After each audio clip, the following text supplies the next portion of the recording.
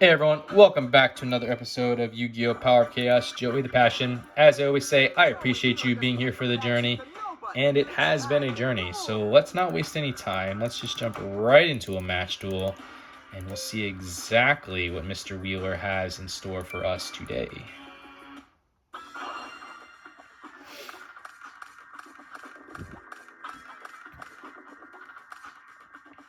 Okay, what do we got? We got the Monster Reborn staple Yu-Gi-Oh! Franchise. Select one monster card from either your opponent's or your own graveyard and place it on the field under your control in attack or defense position. Base up, consider special summon. The Morphing Jar number 2 is a 3-star monster with 800 attack, 700 defense, with a really good flip effect of return all monster cards on the field to their respective decks and shuffle them. You and your opponent then pick up cards until you both have the same number of monster cards, level 4 or lower, that will return to each deck. Special summon the monsters on the field in face down defense position. Any other cards picked up are discarded to the graveyard. This card can single-handedly, and has single-handedly for us, change the entire board, so we like that card. We got the Rock Spirits, a 4-star monster with 1700 attack, 0 defense, with an effect of this monster can only be special summoned by removing one Earth monster in your graveyard from play. Increase the attack of this monster by 300 points during your opponent's battle phase. The Time Machine, which is a trap card that when once sent to the graveyard as a result of battle, you can return it to the field in same battle position as special summon. So that answers my question from yesterday's game, spoilers, why I couldn't activate Time Machine. It is as a result of battle. I did not realize that, so that is my mistake. Mirror Wall, again, spoilers, really came into big play during the last game as well. So, continuous trap card, decrease the attack of all your opponent's attacking monsters by half. You must pay 2,000 life points during each of your standby phase if you cannot, this card is destroyed. I just wish it didn't have such a high cost of 2,000. It's such a good card, but 2,000 is a lot. And the Earthbound Spirit, 4-star monster, 500 attack, 2,000 defense, so a really good defensive monster. It's the only monster we can really play right now, so we will play that. And I guess I'll just put the Time Machine down as for now. I don't want to waste Time Machine and Mirror Wall. We'll see if he can get rid of that, and we'll turn it over to him, and let's see what deck we're dealing with today. It looks like it's the Fiend deck for Dark Necrofear. Tribute to the Doom is coming into play, so that's unfortunate, and we can't obviously Time Machine. Like I said, it's just a result of battle. He's playing two cards face down. So he played 2 cards face down. He summoned the Headless Knight, which is a 1450 attack monster with 1700 defense. He used the Tribute to the Doomed, which is a really good spell card that one of my personal favorites. I said it helped me win a tournament once. Discard 1 card from your hand to the graveyard, destroy 1 monster card on the field regardless of position. But he did get rid of his own Earthbound Spirit, so I'm happy to see that. But I don't like that he already has a Fiend in the graveyard, because Dark Necrofear could very well come into play. Now that the Earthbound Spirit is in the graveyard, I can special summon the Rock Spirit by removing it from play. We did get a Call of the Haunted, which is a continuous trap card that select 1 monster from your graveyard and special summon it in face up a tap position. When this card is destroyed or removed from the field, the Sun monster is destroyed. The Sun monster is destroyed. This card is also destroyed. Let's throw... we'll throw it down, just in case Time Machine can't come into play because it's a result of battle. I do want to protect myself. We'll go after this Headless Knight. Okay, Skull Dice. Let's see if he's actually able to get through. He is. We're going to lose the Rock Spirit, but that's okay, because we do have Time Machine. So, yeah, we're going to Time Machine. Get the Rock Spirit back on the field, and I can attack again. But he did play the Skull Dice, which is a trap card that rolls 1 6-sided die. The result is multiplied by 100 points and is subtracted from the attack and defense of all monsters in your opponent's control until the end of your turn. Monsters summoned after this card's activation are excluded. So that's how he was able to get rid of that. But we used Time Machine to bring the Rock Spirit back, which allows me to attack again. So we're still getting rid of your Headless Knight. We did force the activation of the Skull Dice. Mystical Space Typhoon. Counter magic card, destroy 1 spell or trap card on the field. So we do lose the Call of the Haunted, but at least it's not Mirror Wall. Card in defense mode. If that's another Fiend, he has conditions to get Dark Necrofear on the field. But we have resources now to deal with it. We have the Dimensional Warrior, which is a 4-star monster with 1200 attack, 1000 defense, with an effect of when this card attacks or is attacked, both this card and the opposing monster are removed from play and cannot return during the current duel. So happy to see that. Let's throw the Mirror Wall down now just to protect us. I'm not going to summon the Dimensional Warrior because I want to hold it just in case something bad happens. And we'll go after this. It's a Headless Knight and another one, so we can't break through. Maybe I should have put the Dimensional Warrior on the field just to get rid of it, but it's fine. Let's see if he's able to tribute, maybe. Earl Demise is probably coming out. So he's getting rid of the Headless Knight. It is an Earl Demise, 5-star monster, 2,000 attack, 700 defense, really weak monster there, so we don't have to worry about that too bad. Don't have to worry about activating the Mirror Wall. Got a Gemini Elf, 4-star monster, 1,900 attack, 900 defense. Love when I have this card, hate when my opponent has it. This is the highest attacking monster you can have in the game as a non-tributed monster that comes with no negative effect. So yeah, we're going to get rid of this Earl Demise. We're going to do what we talked about. We're going to summon the Dimensional Warrior. I was holding this card for Dark Necrofear, but I think it's worth it at this time. We'll go after the Earl Demise. I'll take that 800 point damage. It's perfectly acceptable. Just to activate the Dimensional Warrior as a pact, so those go removed from play. Opening up free life point damage here.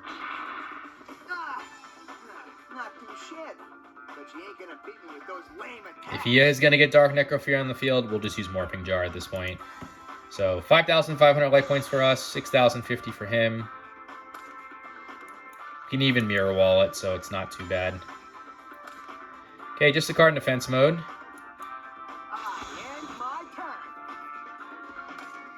Okay, got Zombra the Dark. It's a 4-star monster with 2,100 attack, 500 defense, with an effect of this card cannot attack a player directly. Each time this monster destroys a monster battle, decrease the attack of this card by 200 points. So that's a negative effect because it's over 1,900 attack. We'll summon Zombra just in case this is a Earthbound Spirit. We want to be able to beat it down. So let's see if it is, and we'll use Zombra to destroy this.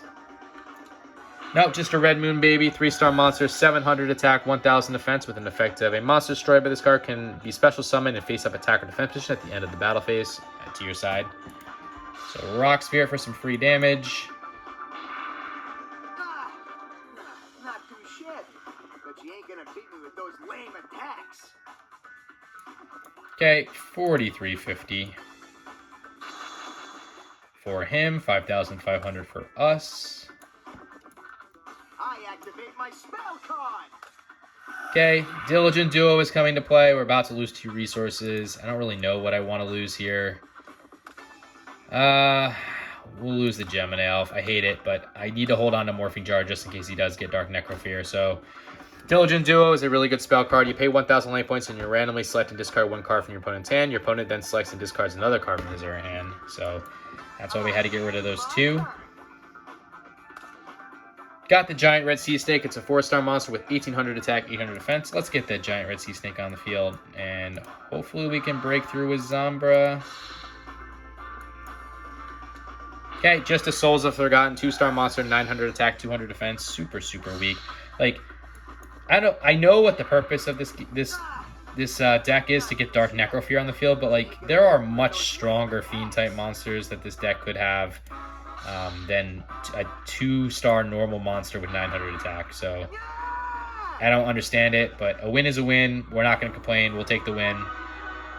And hopefully we can go into game 2 and not have to see Dark Necrofear either. That would be great. So it looks like we're going second.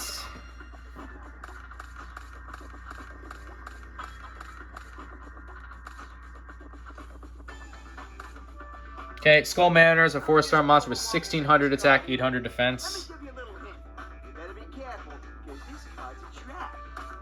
900 defense, excuse me, and 1 card face down as well.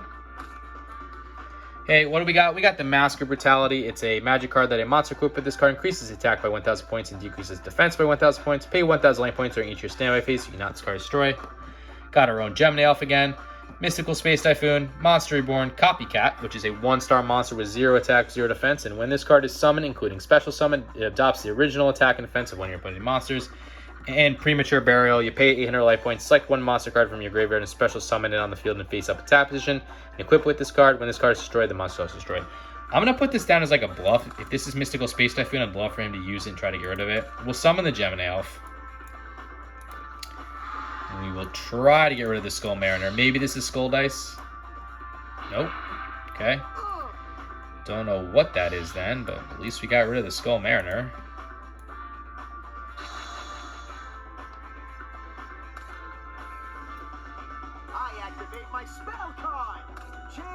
Okay.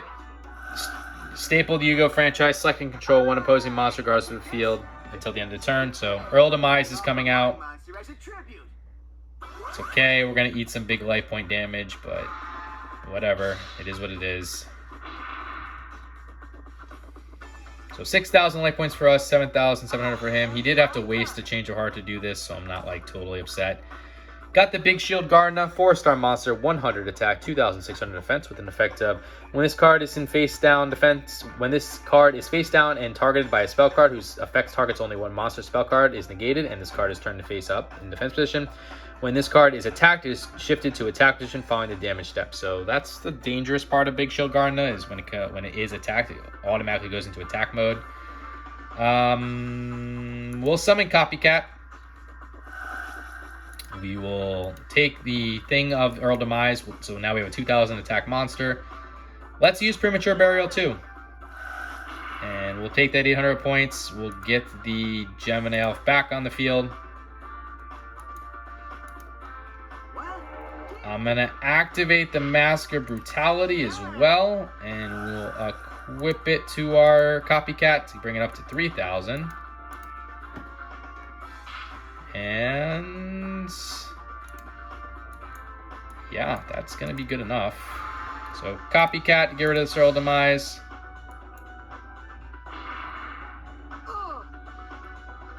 And Gemini Elf for some big damage here. Okay, your Call of Haunting me. I'm not going to let you do that. We'll Mystical Space Typhoon it. So you're not going to bring back that monster. Select one monster from your graveyard and special summon to face up a tap position. When this card is destroyed or removed from the field, the Sun monster destroyed. The Sun monster destroyed. This card is also destroyed. So we don't want Earl Demise to come back. We definitely want to deal that damage. We're at 5,200. He's at 4,800. And he's kind of in a pickle here. I mean, we got a 3,000 monster staring him down here. I activate my spell card. Harpy's Feather Duster. Okay, unfortunate. So we do lose all those resources. Copycat goes back down to 2,000, but that's okay. Kiko the Ghost Destroyer is a 4-star monster with 1,800 attack, 700 defense. With an effect of each time this card inflicts battle damage to your opponent's life points, you can remove up to 2 cards in your opponent's graveyard from play. In addition, as long as this card remains face up in the field, your opponent cannot remove any cards in your graveyard from play. I guess we'll go with Kiko and we'll try to deal some damage. I was thinking maybe we just get the Big Shield Gardna on the field now, but it's okay. Copycat. Darokubai. It's a 3-star monster, 1,000 attack, 400 defense. Like, I don't understand some of the fiends that are in this deck. They're just so weak. And with Kiko the Ghost Destroyer, now I can remove monsters from play.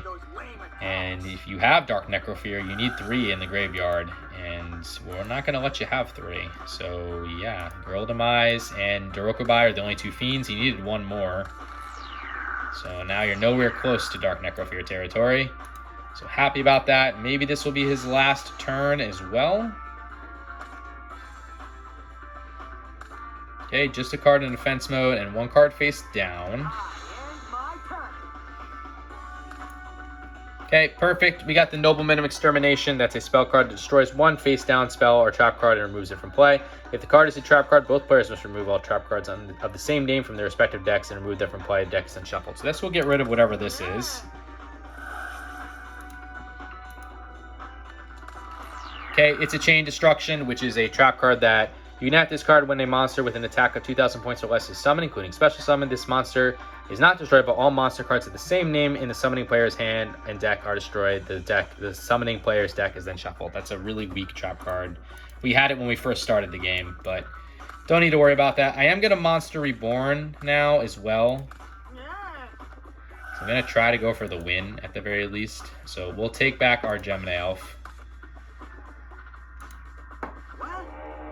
Might as well throw the Big Shield Gardna down as well, just in case this doesn't work. And we'll try to use the Copycat. He needs like an Earthbound Spirit, basically, to prevent this. So Headless Knight's not going to do it, and that should be a good game. So I think this is his weakest deck, honestly, of all the advanced decks that we play. It all revolves around that Dark Necrofear, and he didn't get anywhere close to it. So win is a win, though. And again, we want 3 new cards. We'd love to see a Slate Warrior or like Jinzo or just a really strong tribute monster. We need better tribute monsters. 6, I should clarify. 5 or 6 star 1 tribute monsters. We don't deal with those 7 and 8 star monsters. We're not doing 2 tributes.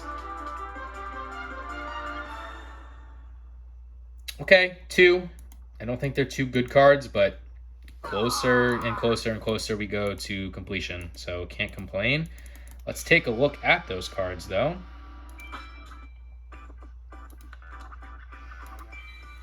The first one being the Solomon's Law book, which is a trap card that skip your own standby phase. Interesting. Sure, there's benefits for that, but I can't think of any off the top of my head, and we're not going to deal with it. And we also got the Flying Chimera number 2, which is just a normal 4-star monster with 1500 attack and 800 defense, and that is weak. So again, neither one making its way to our deck, but it does help with the card list, like we said. And now we're at 222 out of the 350 cards for 63.4%. So anyways, guys, hope you enjoyed this episode. If you did, consider liking, commenting, subscribing, all that fun stuff. You don't have to, but I would appreciate if you did, because it lets me know you're enjoying the content. And until the next episode, later.